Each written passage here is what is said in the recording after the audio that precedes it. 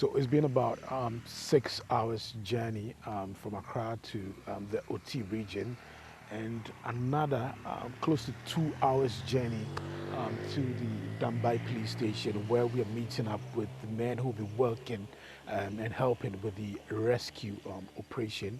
About 20 children are going to be rescued, and I'm informed that 30 suspects will also be arrested. What you can see in the background right now is the briefing that is taking place, and I'm told that we're going to do another journey for about 2 hours. It's about 10:30 p.m. and we are hoping to get there by 12 a.m. in the dead of the night, when the children and their boat masters, the suspects, are sleeping. It's going to be a long night, but let's do this. 6, 7, 8, 9. After months of painstaking investigations, the police, in collaboration with investigators, identified 20 children between the ages of 10 to 15 who are being used for hazardous fishing activities on Lake Volta. Their duties are, but not limited to, scooping water from the boats and diving into Lake Volta to untangle nets. 13 boat owners were also identified as the ones using the children for dangerous fishing activities. So time check, it's 12:35 a.m. We are on our way to Adakope, where the children will be rescued. It's a very bumpy, undulating, and very rough road. It has been like this for the past 1 hour. We are going in the dead of the night, at the dead of the night, because this is the time that the suspects and the children who are going to be rescued are likely sleeping, because they'll be waking up at dawn to go fishing, and this is the good time to swoop in, on them. So that's what we're doing. We're in a convoy of a vehicle of about 5 vehicles, together with personnel from the Ghana Police Service. We also have some social workers who are going to help in the processing of these children. Many of the fishing communities along the banks of Lake Volta, where these children are usually trafficked to, are tucked away from the urban centers and away from the eyes of even law enforcement officers. The nearest police station to Adakope, where we visited, is the Dambai police station. It is a 2.5 hours journey with 2 hours of untarred road. So we are now here in the Adakope community, where the rescue operation will be taking place.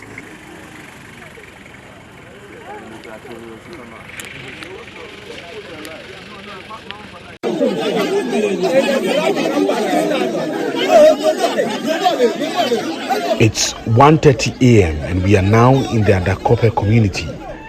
Topless, muscular men, some of them in only boxer shorts, were standing outside waiting for the rescue team. It was as though a gong had been beaten for the community people to mobilize. The residents vowed they would not allow police officers to do their work. At this point, we were stopped from filming anything in the community. Some of the young men brought out car ties, threatening to burn alive police personnel. As their anger continued to rise and negotiation failed, it was time to retreat as we jumped into our cars and fled. But there were more obstacles on the way as some of the residents started burning ties in the middle of a narrow road. They pelted our cars with big stones, forcing me and another journalist to duck for cover. We arrived in this community around 1:30 a.m. and already the community people have mobilized, ready to pounce on the police personnel here. And this is one of the major factors militating against the fight against child trafficking. You can see all of them have ganged up in this fishing community, not allowing police personnel, to do their work. There's some community agitation going on right now with the residents. Obviously, a bush, mush the bush, fire the bush. So that's a gunshot. Was it gunshot? No, somebody. You're on my leg. Oh, sorry. Was it a stone or a It gunshot? was a stone. It was a stone. Wow. Move. And you can see they are throwing stones at this point. And you can see the fire right in the middle of the road. The burning tires in the middle of the road. The police is also trying to disperse the agitated crowd.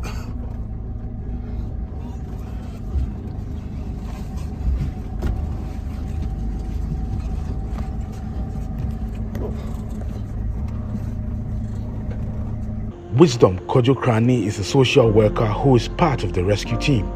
He says we could have been lynched by the angry residents. What happened this evening, should I say this dawn, is something that we can all attest to as we almost lost our lives. Yeah, because because state agencies and then law enforcement agencies, for that matter, going to the rescue of children that have been suspected to be trafficked and into hazardous labor. That we are going, or we're going to rescue them, and communities, wanted to. We were almost lynched. You saw the chaotic scene. It was highly chaotic, and the strategy that they adopted by crossing us, if we had not acted a bit faster, because the intention was to prevent the vehicles, about 6 vehicles that we went with into the community. They came and crossed and then set lorry tires ablaze, just trying to prevent us from coming. And that is one of the strategies that people who want to attack those that they perceive to be their enemies, that is one of the shortest ways of getting them. Because when they prevent you from going out of the community, you don't know anywhere. So that is where they will get you. And so we were just lucky, just by a slim margin, that we were able to, run out of the community with the support of the police officers who managed to, scare them, and then also put some of the fires that they set off for us to pass through it, and then escaped successfully. It actually negatively will affect, or had already affected, the planned activities in terms of rescuing. The community, to me, what happened right now, I think I will even propose that if the need arises, or if it becomes necessary, all the opinion leaders in that community should be arrested. Because you will see that they were there when the youths were agitating, trying to attack us, but they couldn't restrain them. Edwin Appiah was part of the press team. He describes the situation as horrifying. But after about 2 a.m., we experienced a very pulsating threat to our own lives. After we disembarked at the community, and we met close to about 100 angry residents. We were very offended by our presence, and we were getting aggressive. When we realized that it would be difficult to carry on the rescue of children, about 22 of them, our immediate objective became how to rescue ourselves from the situation. So we jumped into our vans to leave, and then suddenly we were confronted with suddenly the road became an obstacle course, where at different levels there were rings of fire across the road, and we were ambushed by some of the residents. The police, we had just a few police officers who had weapons, and so we had to quickly find a way of putting out the fire and also destabilizing the assailants. It's 5:55 a.m. We just arrived here about 10 minutes ago at the facility, which is going to be the processing center for the rescued children. Here, they were going to be assessed, and then later there'll be placement for these children. But that did not happen, and now the social workers are on standby with nothing really to do, because we couldn't rescue the trafficked children. Many are concerned about how this is going to affect the fight against child trafficking, because this is not the first time. We're told that it has happened before, where there was a community agitation against, persons who were trying to rescue some of these children who have been used for hazardous, work on Lake Volta. Rude awakening for law enforcement to wake up. Reporting for Joy News, Maxwell Ababa.